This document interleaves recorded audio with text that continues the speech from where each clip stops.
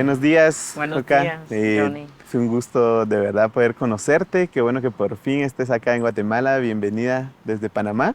Y no sé, tal vez quisieras comenzar contándonos un poquito quién eres y el trabajo que tú haces. Sí, muchas gracias, Johnny. Sí, para mí una gran alegría estar en Guatemala, un país muy amado por mí. Y tengo tantos amigos y amigas acá que siempre es lindo venir y reencontrarlos. Bueno, soy Jocabet, como bien dices, y específicamente de una comunidad indígena que se llaman los Cunas. Los Cunas estamos tanto en Panamá como en Colombia, porque obviamente sabrás que no tenemos fronteras y como nación estábamos antes que los estados panameños y colombianos. Y soy específicamente de un territorio cuna que se llama Cunayala, que está en el Caribe panameño y son alrededor de 400 islas. Y bueno, mi familia es de una isla que se llama Cartizutú, y la isla del Cangrejo, y mi mamá es de Tatnacuedupir, de la isla donde nace el sol. Pues mucho tiempo fui obrera en el movimiento estudiantil, así que muy cercana al movimiento estudiantil guatemalteco, porque fui obrera y líder estudiantil hace años atrás en Panamá, en SEC. Qué bonito. Qué bonito, sí. Pues bienvenida a este espacio que junto con la iniciativa Logos y Cosmos y el Grupo Evangélico Universitario pues hemos abierto justamente para hablar de un tema que creo que hoy en día es muy relevante para nosotros, para nuestros territorios, que es el tema de la crisis ambiental y cómo es necesario el diálogo en este tema entre las diferentes voces, ¿no? Entonces, muy admirable tu trabajo y Muchas justamente gracias. quisiera como preguntarte en este recorrido que has tenido, cómo ha ido cambiando, cómo se ha ido moldeando tu visión acerca de la naturaleza a partir de tu perspectiva.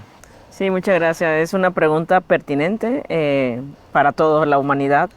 Obviamente, como hija de un pueblo indígena, hay una cosmovisión y una cosmovivencia más cercana a la realidad de la tierra, porque parte de nuestra forma de vivencias y de organizaciones sociales y políticas tiene que ver con nuestra observación y nuestra vivencia con la tierra. Y quizás de niña no era muy consciente de esta cosmovivencia, pero sí recuerdo muchas narrativas, relatos y cantos, tanto de mis abuelos y abuelas, que nos planteaban a través de su forma de vivir la importancia de tener una relación armónica con la tierra. Pero claro, esto para mí ha sido muy importante porque también soy seguidora de Jesús y como seguidora de Jesús hay toda una veta que entreteje tanto la forma de entender la vida como indígena, pero también como cristiana. Y yo creo que mi caminar pues trabajar un poco más en el tema de reconocer las perspectivas teológicas, es decir, que tiene que decir la teología sobre el tema de la crisis ambiental y del cuidado de la creación, me ha ayudado también a deconstruir formas de pensar y de ser. Por ejemplo, toda la ética de vida del chalón que viene del texto bíblico, o como plantean los pueblos indígenas del buen vivir, o mi pueblo del Baluwala, que es el árbol de sal, que es un pensamiento que habla de las relaciones en armonía, me permite también pensar de qué manera nosotros nos relacionamos con toda la creación y también con Dios.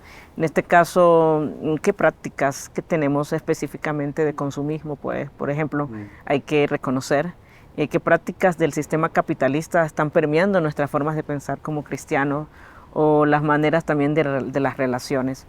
Entonces, en todo este proceso ha sido como un proceso de conversión en el camino y de transformación, porque también hay planteamientos hegemónicos que están presentes y a veces no somos muy conscientes en las estructuras sociales y también en la eclesiología y por tanto la misionología. Y personalmente me ha ayudado también a reconocer en este camino un poco también el papel de uno en comunidad en medio de nuestras formas de vivir y de relacionarnos con los otros. Entonces, bueno, es una pregunta muy amplia, pero hay una crisis ambiental y creo que como seguidores de Jesús estamos llamados a ser responsables y también a proponer, no solamente estar allí, bueno, ¿qué hacemos y cómo lo hacemos? Desde una hermenéutica que yo creo que está bien planteada en los evangelios de la forma como Jesús vive. Mm, Y qué interesante que toques como ese tema en específico acerca de la fe cristiana. Y justamente quería como preguntarte, ¿no? Como qué elementos de tu fe, digamos, han interactuado y también debemos de traer nosotros a nuestra realidad para poder tal vez hacer una lectura mucho más amplia y pertinente acerca de la crisis ambiental. Sí, pensar en un pasaje bíblico que nos recuerda mucho y que abre la Biblia como en el principio creó Dios los cielos y la tierra. Es un elemento teológico que nos da una perspectiva de reconocer que Dios es creador y por lo tanto la creación como parte intrínseca de quién es Dios como creador. Para mí este elemento es muy, muy importante porque como parte de su creación y reconociendo que Dios es creador, cómo vivo yo mi fe y mi vida de manera práctica, habla de las implicaciones de cuidado hacia la tierra, pero también de ese cuidado y de compromiso. Y yo creo que la fe en Jesús, por ejemplo, me permite comprometerme con una hermenéutica que está más cercano a escuchar la voz de la tierra. A veces leemos la Biblia y decimos qué dice el contexto. Por ejemplo, los que venimos en momento estudiantil, que fuimos formados por el método inductivo, ¿no? ¿Qué dice el texto? ¿Cuál es el contexto? ¿Tiene algo relevante que decirme hoy? ¿Qué dijo ayer? El puente hermenéutico, etcétera. Pero yo creo que hay que agregarle también cómo leemos el texto a partir de la clave en clave tierra. Es decir, la voz de la tierra está presente en los pasajes. ¿Qué nos dice esa voz? A partir también de cómo Dios se está revelando en la creación. Y yo creo que para mí estos elementos han sido muy, muy importantes porque no solamente es una cuestión teórica, racional, es una cuestión de la cosmovivencia, como decía, es decir, parte de la vivencia en el cosmos. Y esto significa nuestras relaciones diarias, tanto las más pequeñas como las más estructurales, ¿no? Y por otro lado también cómo yo entiendo salvación. Por ejemplo, en la soteriología, la salvación, cómo lo entendemos. Entonces, desde la perspectiva bíblica, reconocer la salvación cósmica, o como dirían algunos amigos nativoamericanos, una sanación de la tierra, implica también un proceso donde somos partícipes en esta renovación, donde Cristo está reconciliando todas las cosas con Él. Pero por otro lado también las luchas de incidencia, yo creo, porque hay una realidad que nos invita a saber qué estamos consumiendo, cómo estamos comiendo, que es una cuestión, una postura política, pero también cómo estas posturas políticas se ven en lo macro, es decir, cuál es nuestra incidencia en nuestro país, en nuestros territorios a nivel internacional. Y a mí me ha ayudado mucho entender eso también desde la perspectiva bíblica, de que esta incidencia a nivel político internacional es una realidad también de justicia, porque la mayor personas que sufren lamentablemente la crisis climática en carne viva son las personas más vulnerables en la sociedad, y esto es un tema sistémico y por lo tanto la fe en Jesús me lleva también a reconocer que somos llamados a denunciar el mal, pero también a anunciar la buena nueva. Eso significa hacer actos proféticos que denuncien el mal en la injusticia desde los sistemas, pero también en las prácticas diarias que vivimos. Sí, creo que qué interesante que la perspectiva ambiental justamente nos invita como a poner en perspectiva diferentes voces, y pensaba como en tal vez algunas lecturas que se han dado acerca de textos como el mandato de Dios sobre el ser humano para su relación con la creación, que muchas veces han validado ciertos modelos de uso de la naturaleza o de los recursos naturales, como a veces se ha llamado. Pero ante pues el escenario ambiental también demanda, ¿no?, una nueva lectura.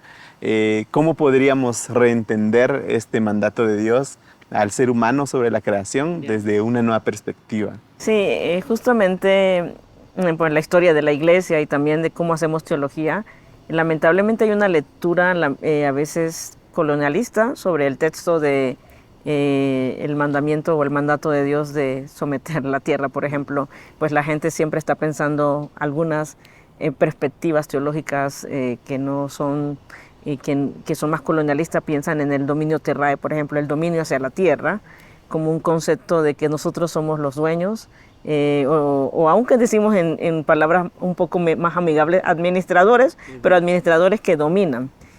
Primero, el contexto donde surge el texto bíblico, ¿no? El libro de Génesis, y qué estaba pasando alrededor. Obviamente sabemos todo el tema de dominio de Babilonia hacia el pueblo de Israel como tal. Entonces, hay otra perspectiva también del dominio terrenal, pero por otro lado, este mandato no implica dominación como tal, sino más bien un llamado a cuidar la tierra. Y cuando hacemos una lectura un poco descontextualizada también de lo que estaba pasando, sucede que la gente toma pasajes únicos y los saca y hacen una interpretación errada acerca de qué significa esto del dominio, ¿no? Un dominio que lamentablemente también ha sido hegemónico, y que mucha teología, pero también la iglesia, parte de la iglesia, porque no puede ser que toda la iglesia ha asumido esta teología colonial, ha traído lamentablemente hermenéuticas de muerte en nuestra relación con la tierra, porque nos ha alienado. Es decir, en vez de reconocernos como parte de la creación como una parte de la creación, ha creado este centro del ser humano como la corona de la creación y por tanto el dominador hacia la tierra, sin reconocer esta relación del Shalom que nos habla de las relaciones, la importancia de todas las relaciones en armonía. Pues yo creo que es necesario por eso también hacer estas teologías que se aproximen al corazón de quién es lo que Dios está pensando como creador, y nuestra confesión de fe debe estar muy relacionada con estas prácticas. Finalmente, tu pregunta es muy importante porque en la historia de la Iglesia podemos ver y de la sociedad que ha evolucionado en distintos aspectos. No siempre se pensó el dominio como el dominio. Y como este dominio también colonialista y expansionista también está en la forma de cómo lamentablemente en algunos contextos en Aviala, es decir, en América Latina y el Caribe, llegó el evangelio, entre comillas, en una cristianización envuelta en un mascarado en el colonialismo. Yo creo que la Iglesia hoy como voz profética debe denunciar esto, tanto desde las memorias históricas que trajeron dolor a tantas comunidades indígenas y también africanas, el continente de África, como que los esclavizaron, pero también cómo estas perspectivas se tienen que ser denunciadas hoy día en el neocolonialismo, que podemos vivir en otras formas de pensar que no hay una relación con la tierra, y gente que habla que bueno, el cambio climático es toda una teoría, gente que está en contra, y mucha iglesia está participando de esto. Entonces, ¿cómo la voz profética de la iglesia, que reconoce a Dios como creador, su relación con la creación, debe ser una voz de denuncia también estas teologías coloniales? Sí, yo creo que esto también a mí me hace pensar en el papel que el ser humano juega, pero también el papel que el ser humano llega a tener como lo que tú hablabas, ¿no? De la percepción del lugar del ser humano en la creación. Pero también existen algunas posturas, no sé qué tan serias, pero que piensan que sacando al ser humano de la ecuación, pues el problema podría resolverse, ¿no? Pero desde una perspectiva como de la fe cristiana, ¿cuál es ese valor que también tiene el ser humano como elemento creado por Dios y por quien también hay todo un mensaje de salvación que Dios hace? Pero ¿cuál sería entonces ese valor del ser humano en la creación que necesitamos tal vez como recobrar a partir de la crisis ambiental actual? Sí, claro. Vemos en la Biblia planteamientos y argumentos profundos sobre el tema del ser humano. Primero en Génesis pues nos recuerda un poco que somos imagen y semejanza de Dios.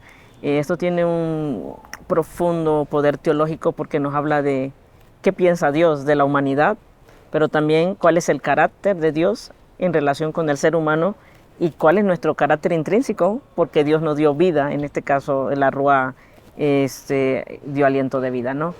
Por otro lado, el ser creado con sus manos, ¿no? Del barro y soplar. Eso habla también de todo el proceso de poesía, de ese poema de la creación. Pero justamente entonces pensamos en Jesús, ¿no?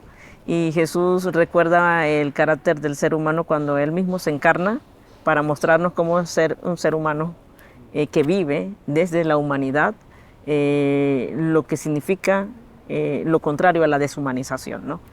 Y yo creo que cuando pensamos en la importancia de esta relación con nuestra humanidad, nos habla de que en ese plan salvífico de Dios no es que la otra creación, porque nosotros somos parte de la creación y el ser humano, sino la creación completa.